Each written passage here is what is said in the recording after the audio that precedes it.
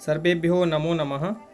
आज हम फिर आपके सभी के बीच उपस्थित हैं मध्य प्रदेश बोर्ड कक्षा 10 संस्कृत की पाठ्य पुस्तक दुर्वा के प्रथम पाठ का अवलोकन करने के लिए। कुछ अंश हमारा इस पाठ का शेष रह गया था, उसको हम आज देखेंगे। हमें तृतीय मंत्र से पढ़ना है।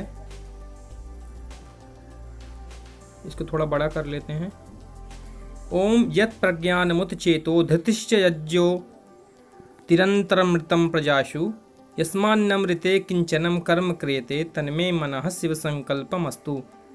अन्वय है यत् प्रज्ञानम उतः उत चेतः धृतिः च यत् प्रजासु अन्तः अमृतं ज्योतिः यस्मात् ऋते किंचनम कर्मम न क्रियते तत्मे मनः शिव संकल्पमस्तु। इसका शब्दार्थ देखेंगे। प्रज्ञानम, प्रज्ञानम अर्थात प्रकृष्टम ज्ञानम, प्रकर्ष ज्ञान का साधन। उत अर्थात तथा, चेतः सामान्य विशेष का ज्ञान कराने वाला। धृति धैर्य स्वरूप। प्रजासु अर्थात जीवों में। अंतः अर्थात अंदर। अमृतम अर्थात अमर। ज्योति प्रकाशक है। ऋते ऋते अर्थात बिना। किंचन कुछ भी। क्रियते किया जाता है। इसका शब्दार्थ था ये। अब इसके हिंदी अर्थ को देखेंगे अन्वय के अनुसार। यत् प्रज्ञानम जो प्रकर्ष ज्ञान का साधन है। क्या है? प्रकर्ष ज्ञान का साधन। उत्चेतः, उत्चेतः अर्थात क्या दिया था? सामान्य विशेष का ज्ञान कराने वाला है। धृति चयत प्रजासु अंतः अमृतम ज्योति धैर्य स्वरूप है। धृति धैर्य स्वरूप है और जीवों के अंदर अमर प्रकाशक है। जीवों के अंदर जो है वो विद्यमान है। यस्मात् ऋते किंचनम कर्म ना क्रियते। यस्मात् ऋते अर्थात जिसके बिना। यस्मात् ऋते किंचनम कर्म न क्रियते कोई भी कर्म नहीं किया जा सकता है। तत्मे मनः शिव संकल्पमस्तु ऐसा मेरा मन कल्याणकारी संकल्प वाला हो। पूरा देखेंगे। हे प्रभु जो प्रकर्ष ज्ञान का साधन और समान विशेष का ज्ञान कराने वाला है, धैर्य स्वरूप है और जो जीवों के अंदर अमर प्रकाशक है, उसके बिना कोई कर्म नहीं किया जा सकता। ऐसा जो मेरा मन है वह कल्याणकारी संकल्प वाला हो। अब जो अगला मंत्र है। ओम ये नेदम भूतम भुवनम भविष्यत् परिगृहीतम अमृतेन सर्वम येन यज्ञस्तायते सप्तहोता तन्मे मनः शिव संकल्पमस्तु। अन्वय है येन अमृतेन इदम भूतम भुवनम भविष्यत् सर्वं परिगृहीतम येन सप्तहोता यज्ञः तायते तत्मे मनः शिव संकल्पमस्तु। जो शब्दार्थ है अमृतेन अमर मन के द्वारा। भूतम भूतकाल का। भुवम वर्तमान काल का। भविष्यत भविष्य काल का। सर्वम सांसारिक सारी वस्तुएं। परिगृहीतम जाना जाता है। सप्त होता सात होताओं वाला। तायते संपादित किया जाता है।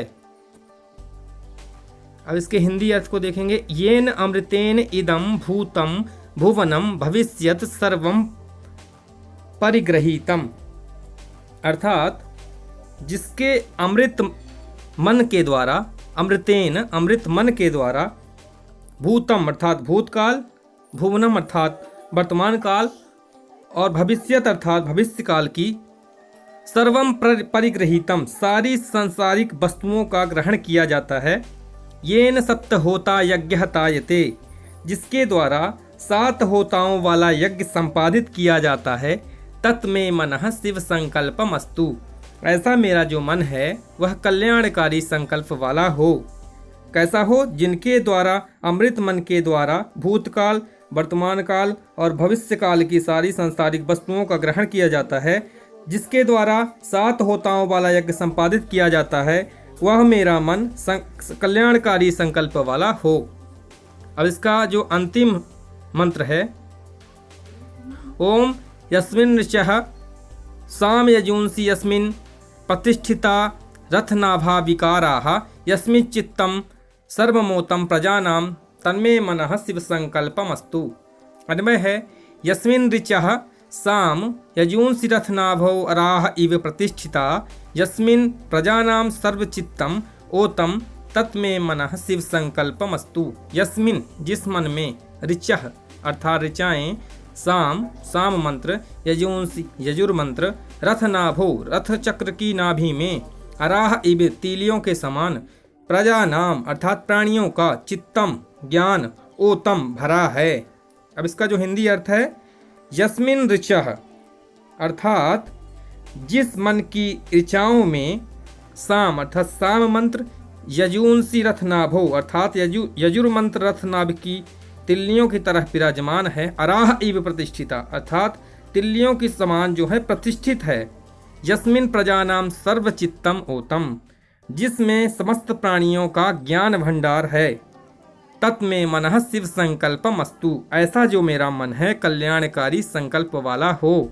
हे प्रभु, जिस मन में ऋचाएं, साम मंत्र, यजुर मंत्र, रथ की नाभि में तिल्लियों की तरह विराजमान हैं, जिसमें प्राणियों का समस्त ज्ञान भंडारित है, ज्ञान भरा हुआ है, वह मेरा मन जो है कल्याणकारी संकल्प वाला हो। यहीं ये जो प्रथम पाठ था समाप्त हो जाता है। अब इसके जो प्रश्नोत्तर हैं हम आगे देखेंगे।